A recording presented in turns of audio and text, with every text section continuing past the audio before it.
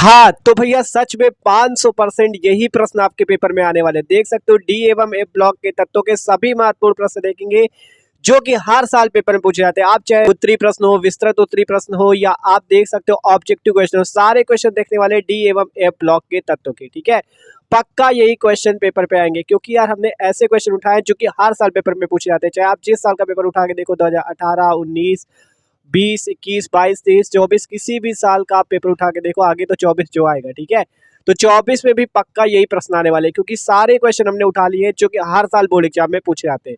बस यार आपको वीडियो आखिरी तक देखना है, एकदम मस्त तरीके से सारे क्वेश्चंस के आंसर देखेंगे। देख सकते हो 4 मार्क्स वाले क्वेश्चन, जितने भी टाइप के क्वेश्चन एग्जाम में पूछे जाते हैं सारे क्वेश्चन बताएंगे आपको। ठीक है, बस यार आपको वीडियो को आखिरी तक देखते रहना। तो चलो बिना टाइम वेस्ट किए सारे क्वेश्चन मोस्ट इंपॉर्टेंट देख लेते हैं। ठीक है, तो चलो देखते हैं डी एवं एफ ब्लॉक के तत्व। तो आपको पता है इस बार क्लास 12 केमिस्ट्री का चैप्टर नंबर 4 है और जो कि बोर्ड एग्जाम के लिए मोस्ट इंपॉर्टेंट है क्योंकि पी ब्लॉक तो आपको पता है हट ही गया है।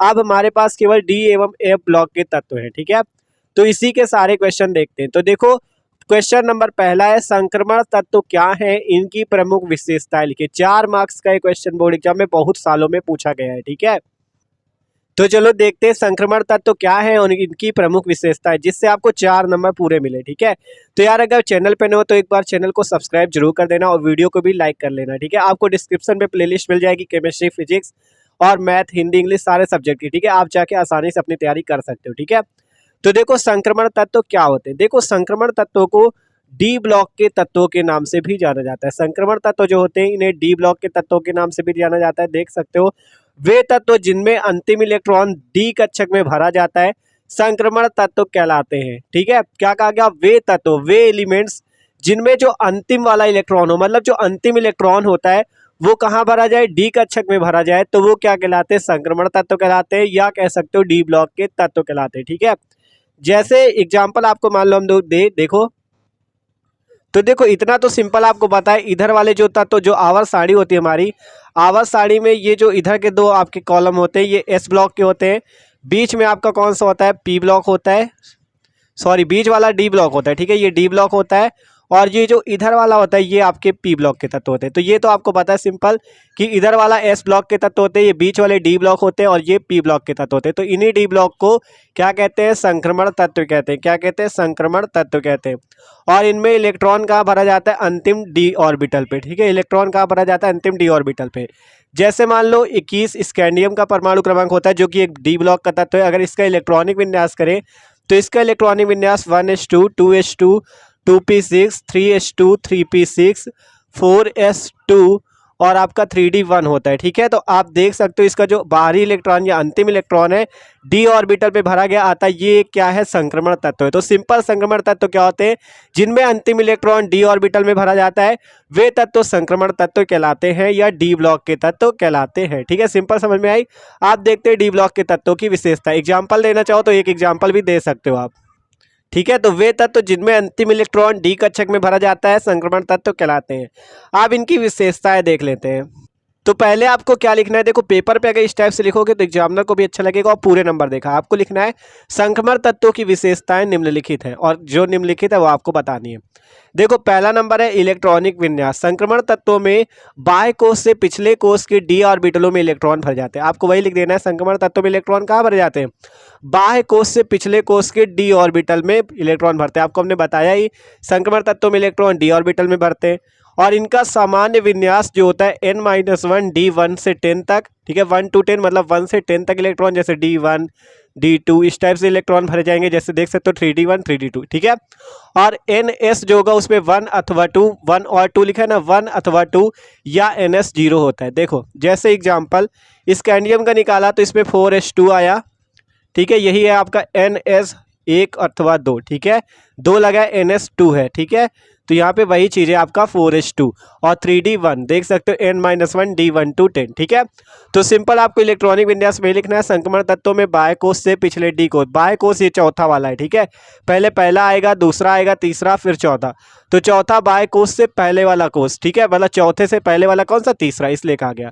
संक्रमण तत्वों में बाह्य कोश से पिछले कोश के डी ऑर्बिटल में इलेक्ट्रॉन भरते हैं। इनका सामान्य विन्यास इतना होता है, ये देख सकते हो। ठीक है, और एग्जाम्पल दे देना। एग्जाम्पल यार केमिस्ट्री में जरूरी है। ठीक है, एग्जाम्पल देखो तब भी पूरी नंबर मिलेंगे। ठीक है, अगली विशेषता है परिवर्ती ऑक्सीकरण अवस्था, मतलब संक्रमण तत्व जो होते हैं परिवर्ती ऑक्सीकरण अवस्था प्रदर्शित करते हैं। ठीक है, और क्यों प्रदर्शित करते हैं वो भी देख लो, क्योंकि n s ऑर्बिटल और n-1d ऑर्बिटल दोनों की इलेक्ट्रॉन रासायनिक बंध बनाने में भाग लेते हैं। क्या कहा गया, क्यों मतलब परिवर्ती ऑक्सीकरण अवस्था प्रदर्शित करते हैं। तो देखो ये क्वेश्चन सॉल्व में भी पूछ लिया जाता है 1 नंबर 2 नंबर पे कि संक्रमण तत्व परिवर्ती ऑक्सीकरण अवस्थाएं क्यों प्रदर्शित करते हैं। तो आपको यही लिखना है, संक्रमण तत्व परिवर्ती ऑक्सीकरण अवस्था इसलिए प्रदर्शित करते हैं क्योंकि n-s ऑर्बिटल और n-1d ऑर्बिटल दोनों के इलेक्ट्रॉन क्या होते हैं साथ साथ रासायनिक बंध बनाने में भाग लेते हैं। इस कारण से क्या होता है, जो आपके संक्रमण तत्व होते हैं परिवर्ती ऑक्सीकरण अवस्थाएं प्रदर्शित करते हैं। अब अगला नंबर देखो, इसका विशेषता क्या है, संक्रमण धातु और उनके यौगिकों में उत्प्रेरकी गुण होता है। मतलब जो संक्रमण तत्व और उनके यौगिक होते हैं, संक्रमण तत्व क्या है, धातु है, जैसे जिंक हो गया, आयरन है, ये सब धातु है। ठीक है, तो संक्रमण धातु और उनके यौगिकों में उत्प्रेरकी गुण होता है, मतलब ये कैटालिस्ट का कार्य करते हैं। रिएक्शन जो होती हैं उनमें ये उत्प्रेरक का कार्य करते हैं, जो संक्रमण धातु तत्व होते हैं। ठीक है, और फिर कहा गया संक्रमण तत्वों में डी ऑर्बिटल आंशिक रूप से भरे होने के कारण ये रंगीन आयन व रंगीन यौगिक बनाते हैं। आंशिक रूप से भरा होना समझ रहे हो, मतलब देखो डी में 10 इलेक्ट्रॉन तक होते हैं। ठीक है, डी में अधिकतम 10 भरे जा सकते हैं। आंशिक का मतलब 10 से कम हो, जैसे 1 से लेकर 9 तक। ठीक है, 1 से लेकर 1 to 9। ठीक है, 1 to 9 मतलब अगर डी में 1 से 9 तक इलेक्ट्रॉन है तो वो रंगीन आयन बनाएंगे। अभी आपको ऑब्जेक्टिव क्वेश्चन भी कराएंगे। ये देखो ऑब्जेक्टिव क्वेश्चन में यही सब पूछा जाता है, निम्नलिखित में से रंगीन आयन है, ये सब आपको यहीं से पता चलेगा।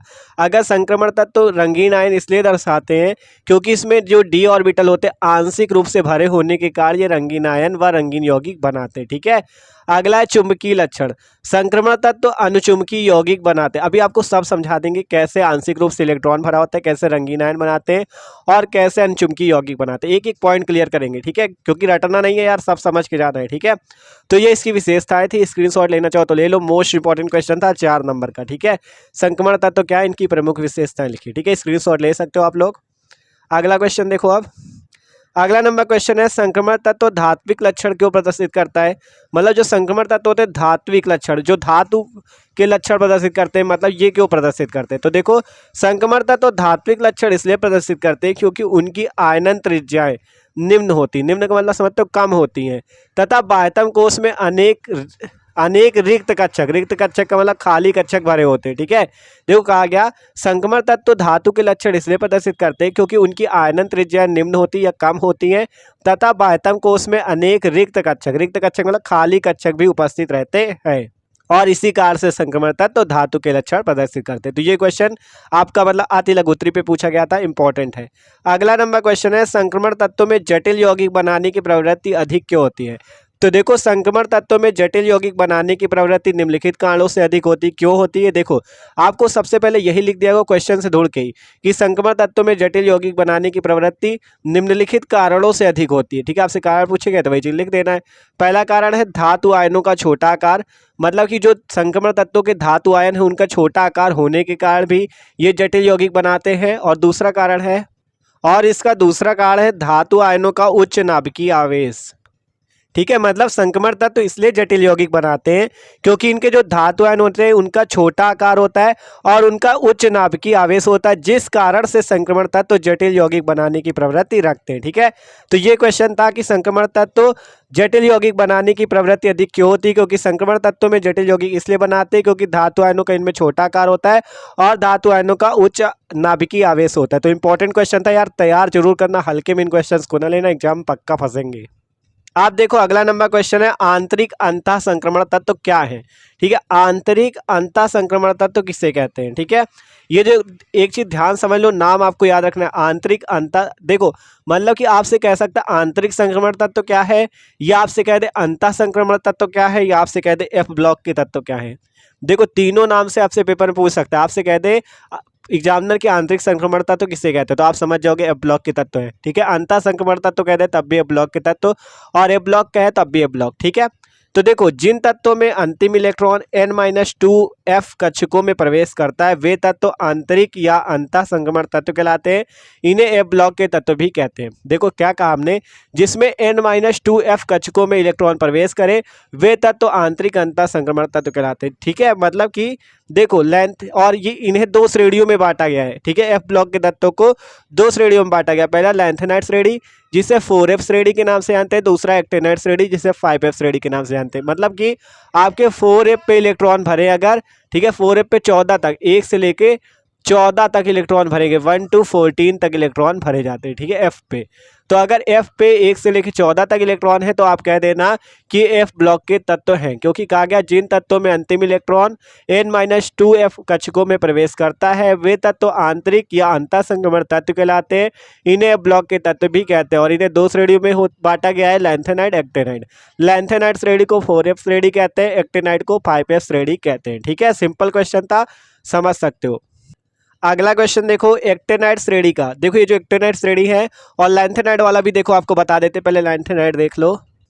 पहले देखो लैंथेनाइड का, लैंथेनाइड श्रेणी का आवर्त सारणी में स्थान निर्धारित कीजिए। तो देखो लैंथेनाइड श्रेणी में स्थित सीरियम Ce, इसे कहते हैं सीरियम। ठीक है, Ce, सीरियम Z बराबर 58 से लेकर ल्यूटीशियम Lu Z बराबर 71 तक के 14 तत्वों को लैंथेनाइड्स कहा जाता है। देखो ध्यान से समझो, देखो ये चीज तो हमने आपको बताया था, आवर्त सारणी में इधर वाले तत्व एस ब्लॉक के, इधर वाले पी ब्लॉक के, इधर वाले डी ब्लॉक के, और यहाँ पे दो इस टाइप से क्षैतिज पंक्तियाँ होती है जो कि एफ ब्लॉक के तत्व होते हैं। ऊपर वाली लैंथेनाइड श्रेणी होती है, नीचे वाली एक्टिनाइड श्रेणी होती है। ठीक है, ये आवर्त सारणी होती है S block, P block, D block और ये नीचे वाले एफ ब्लॉक। ठीक है, तो ये होते हैं।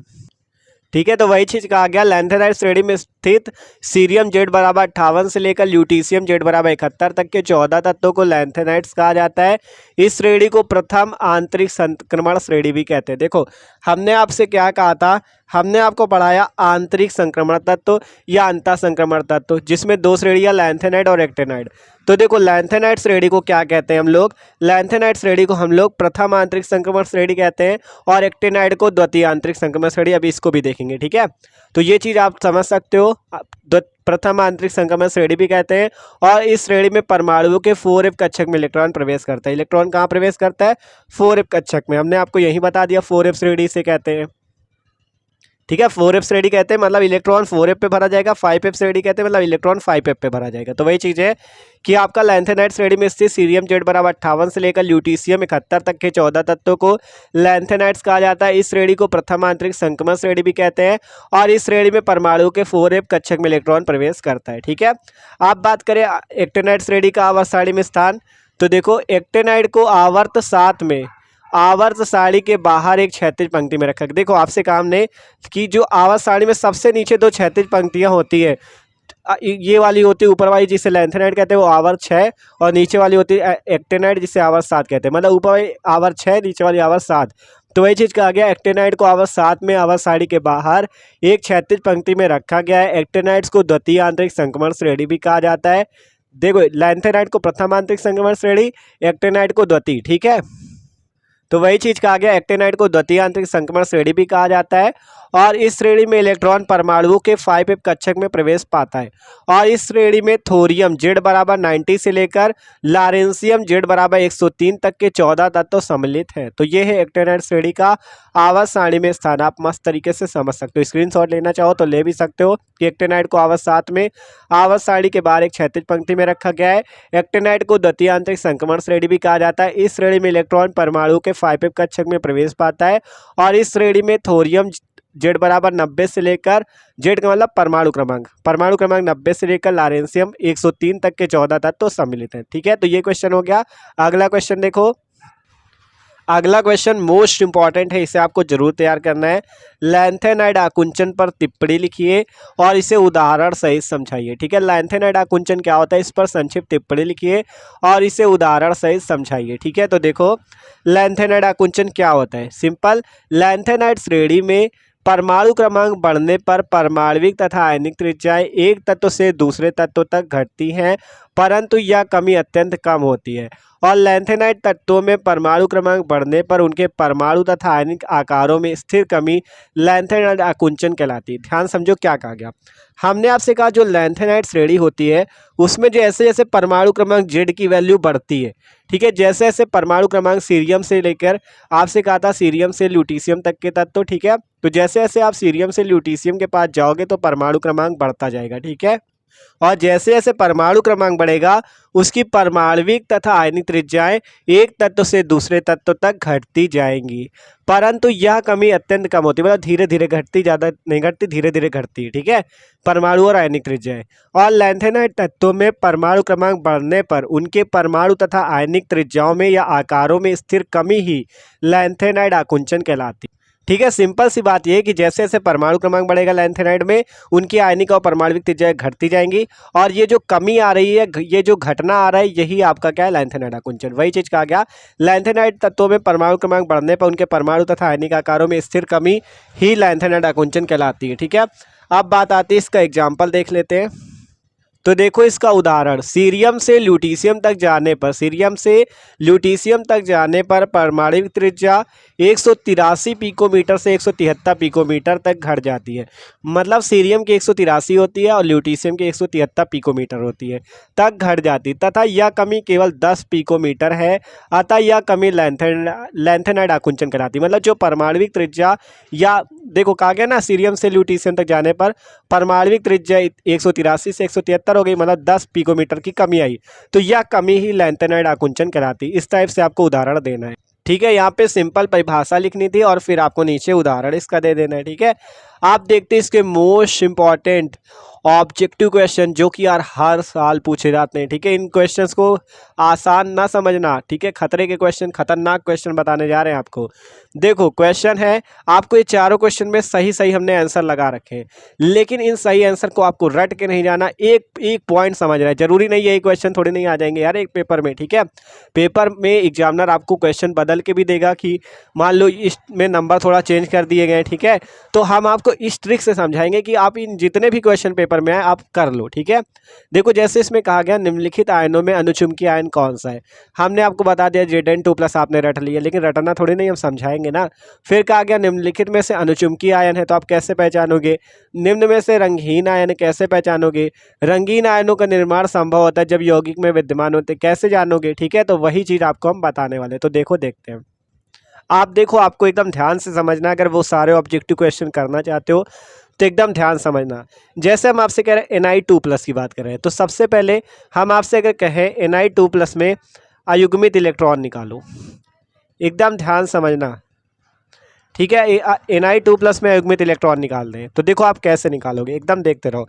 सिंपल आपको निकिल लिखना है, निकिल का परमाणु क्रमांक कितना होता है, ठीक है, निकिल का होता है 28, ठीक है, 28 का निकालो। 1s2 2s2 2p6 3s2, electronic विन्यास निकाल है, ठीक है, 3s2 3p6 4s2 3d8, ये होता है निकिल का इलेक्ट्रॉनिक विन्यास, ठीक है। अब हमें निकालना है निकिल 2+ का, 2+ का निकालना है, मतलब इससे 2 इलेक्ट्रॉन आपको बाहर निकालने हैं, ठीक है। 2 इलेक्ट्रॉन कहाँ से बाहर निकालने हैं, बाहरी कक्षा। बाहरी कक्षा कौन सी, चौथी। देखो पहला आएगा, फिर दूसरी कक्षा, फिर तीसरी कक्षा, फिर चौथी, तो चौथी बाहरी कक्षा होगी, ठीक है। बाहरी कक्षा कौन सी, चौथी, तो इसी से आपको दोनों इलेक्ट्रॉन निकाल देने। देखो 2+ लगा मतलब इसने 2 इलेक्ट्रॉन निकाल दिए। अगर 2- लगा होता तो दो इलेक्ट्रॉन ले लेता, ठीक है। माइनस लगा तो इलेक्ट्रॉन लिए, अगर प्लस लगा तो इलेक्ट्रॉन दिए, ठीक है। ये सिंपल आपको समझना है। तो यहाँ पे 2+ है, मतलब इसने क्या किए, इलेक्ट्रॉन ग्रहण की, मतलब इलेक्ट्रॉन त्याग दिए, 2 इलेक्ट्रॉन त्याग दिए, ठीक है। मतलब इसने क्या किया, 2 इलेक्ट्रॉनों को त्याग दिया, तो यहाँ से 2 इलेक्ट्रॉन त्याग देगा, तो 1s2 2s2 2p6 3s2 3p6 4s0 3d8। देखो 0 क्यों किया, क्योंकि निकल 2+ का मतलब 2 इलेक्ट्रॉन निकालने, तो हमने यहीं से निकाल दिए। अब जो ये है इसमें आपको अयुग्मित इलेक्ट्रॉन निकालने, देखो डी पे 5 कक्षक बनते हैं, तो 1 2 3 4 5 8 इलेक्ट्रॉन भरने, पहला इलेक्ट्रॉन, दूसरा इलेक्ट्रॉन, तीसरा, चौथा, पांचवा, छठा, सातवां, आठवां, ठीक है। 8 इलेक्ट्रॉन हमने भर दिए। आप देखो अयुग्मित इलेक्ट्रॉन कैसे निकाले जाते हैं। अयुग्मित का मतलब होता है अकेला इलेक्ट्रॉन, जितने भी इलेक्ट्रॉन अकेले होंगे वे सारे इलेक्ट्रॉन अयुग्मित होंगे। देखो ये इलेक्ट्रॉन अकेला, ये इलेक्ट्रॉन अकेला, तो 2 इलेक्ट्रॉन जो है अयुग्मित है। ध्यान से समझो एक एक बात, देखो अगर इलेक्ट्रॉन अकेले होंगे तो वो इलेक्ट्रॉन अयुग्मित होंगे, 2 इलेक्ट्रॉन अकेले थे तो 2 इलेक्ट्रॉन अयुग्मित हुए। ठीक है, अब इलेक्ट्रॉन अयुग्मित होंगे, ध्यान समझो, इलेक्ट्रॉन अयुग्मित होंगे तो वो अनुचुंबकीय गुण दर्शाएंगे। ठीक है, इलेक्ट्रॉन अयुग्मित होंगे तो वो अनुचुंबकीय गुण दर्शाएंगे और वे रंगीन आयन बनाएंगे। ध्यान समझो, इतना अगर समझ गए तो आप सारे ऑब्जेक्टिव क्वेश्चन इस चैप्टर के कर लोगे। देखो अगर इलेक्ट्रॉन अयुग्मित होंगे तो वे अनुचुंबकीय दर्शाएंगे, अनुचुंबकीय गुण दर्शाएंगे और रंगीन आयन बनाएंगे। अब सारे क्वेश्चन का हम लोग सॉल्यूशन करते हैं। देखो पहला नंबर क्वेश्चन है, निम्नलिखित आयनों में अनुचुंबकीय आयन कौन सा नहीं है? कौन सा नहीं है? देखो अनुचुंबकीय आयन कौन सा होगा जो कि जिसमें क्या होगा, अयुग्मित इलेक्ट्रॉन होगा। ध्यान समझोगे तो यार रटना नहीं पड़ेगा।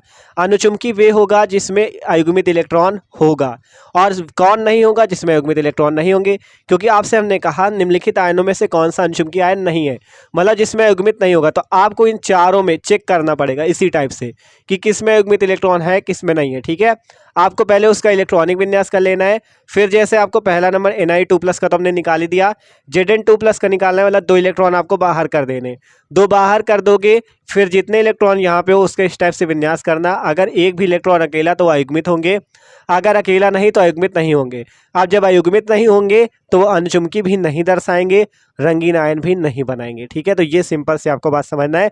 चारों पे आपको चेक करना है। देखो इस पे चेक करोगे तो Zn2+ जो है इसमें आपको एक भी इलेक्ट्रॉन अयुग्मित नहीं मिलेगा। ठीक है, तो जिस कारण से ये आपका अनुचुंबकीय आयन नहीं होगा, और ये और ये तीनों अनुचुंबकीय होंगे। फिर इसमें निम्न में अनुचुंबकीय आयन है Na2+, देख सकते हो Na2+ में अयुग्मित इलेक्ट्रॉन है इसलिए अनुचुंबकीय आयन है। फिर निम्नलिखित में से रंगहीन आयन है। देखो रंगीन, हमने आपसे कहा रंगीन आयन जिसमें अयुग्मित होंगे वे अनुचुंबकीय होंगे और रंगीन आयन दर्शाएंगे। आपसे कह रहा रंगहीन मतलब जिसमें अयुग्मित नहीं होंगे। ध्यान समझो, क्वेश्चन इसी टाइप से आएंगे।